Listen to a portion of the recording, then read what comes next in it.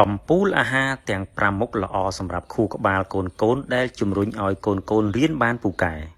នៅក្នុងអំឡុងឆ្នាំដំបូងនៃជីវិតខួរក្បាលនិងចិត្តរបស់កុមារមានការរីកចម្រើនយ៉ាងឆាប់រហ័សជាការពិតណាស់ខួរក្បាលរបស់កុមារឈានដល់ 80% នៃទម្ងន់ខួរក្បាលរបស់មនុស្សពេញវ័យនៅពេលពួកគេមានអាយុ2ឆ្នាំហើយបន្តវិវត្តទៅជាវ័យជំទង់នេះបើយោងតាមប្រភពរបស់ Winexpress នៅពេលដែលខួរក្បាលចូលនៅក្នុងដំណាក់កាលនៃការអភិវឌ្ឍកំពូលនេះសារធាតុចិញ្ចឹមដើរតួយ៉ាងសំខាន់ចំពោះកុមារទើបចេះដើរតេះតាស់ដោយមិនទទួលបានសារធាតុចិញ្ចឹមត្រឹមត្រូវការអភិវឌ្ឍការយល់ដឹងរបស់កុមារនឹងមានកម្រិតដែលវាប៉ះពាល់ដល់ការចងចាំការយកចិត្តទុកដាក់និងការរៀនសូត្រនៅពេលក្រោយៗទៀតខាងក្រោមនេះជាអាហារចំនួន5មុខសម្រាប់ការអភិវឌ្ឍខួរក្បាលរបស់កុមារទី1ស៊ុតច្រើនតែជាទីពេញនិយមរបស់កុមារហើយមានសារធាតុចិញ្ចឹមជាច្រើនដែលជួយពង្រឹងខួរក្បាលនៅក្នុងស៊ុតរួមមានវីតាមីន B12 និងប្រូតេអ៊ីន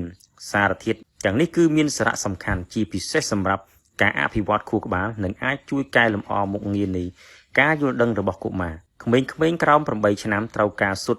តែ2គ្រាប់ក្នុងមួយថ្ងៃដើម្បីទទួលទានពេញលេញដែលពួកគេត្រូវការទី2អាហារសមុទ្រត្រីខ្លាញ់និងអាហារសមុទ្រផ្សេងទៀតផ្ដល់នូវសារធាតុចិញ្ចឹមជាច្រើនដែលមានប្រយោជន៍សម្រាប់ការអភិវឌ្ឍខួរក្បាលដូចជាប្រូតេអ៊ីនស័ង្កសី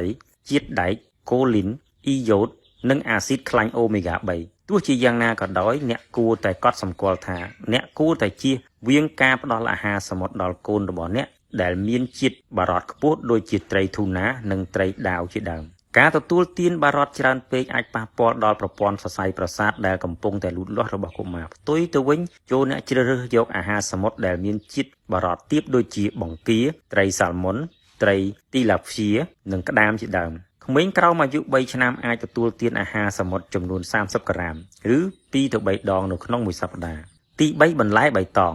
ឪពុកម្ដាយគួរតែរកវិធីឲ្យកូនៗរបស់អ្នកញ៉ាំនៅបន្លែស្លឹកបៃតងបន្លែបៃតងទាំងនេះគឺជាប្រភពល្អនៃជីវជាតិដែកការស្រាវជ្រាវបង្ហាញថាកុមារដែលទទួលទានបរិមាណគ្រប់គ្រាន់គឺមានភាពប្រសើរជាងកុមារដែលខ្វះសារធាតុចិញ្ចឹមទាំងនេះទន្ទឹមនឹងនោះជាតិដែកជួយជំរុញដល់ការអភិវឌ្ឍដែលជាផ្នែកមួយនៃខួរក្បាលដែលទទួលខុសត្រូវចំពោះការរៀនសូត្រនិងការចងចាំទី4សាច់គោគ្មានខ្លាញ់ជាប្រភពសម្បូរសង្កសីនិងជាតិដែកសាច់គោគ្មានខ្លាញ់ត្រូវបានគេចាត់ទុកថាជាអាហារខួរក្បាលជាតិដែកដែលមានសារៈសំខាន់ជាពិសេសសម្រាប់កុមារតូចៗព្រោះពួកគេងាយនឹងកើតជំងឺស្លេកស្លាំងកុមារអាមេរិក1នាក់ក្នុងចំណោម10នាក់ដែលមានអាយុ3ឆ្នាំកង្វះជាតិដែកដែលជាលក្ខណៈដែលរួមចំណែកដល់ការលំបាកក្នុងការសិក្សានិងជំងឺខ្យល់អារម្មណ៍ទី5ទឹកដោះគោជូរទឹកដោះគោជូរមានផ្ទុកសារធាតុចិញ្ចឹមដូចជាប្រូតេអ៊ីនសង្កសីខូលីននិងអ៊ីយ៉ូតទឹកដោះគោជូរគ្មានជាតិផ្អែមក៏អាចជួយដល់ការអភិវឌ្ឍខួរក្បាលរបស់កុមារផងដែរកុមារត្រូវការអ៊ីយ៉ូតដើម្បីផលិតអរម៉ូនទីរ៉ូអ៊ីតដែលមានសារៈសំខាន់សម្រាប់ការអភិវឌ្ឍខួរក្បាលនិងដំណើរការសរសៃប្រសាទ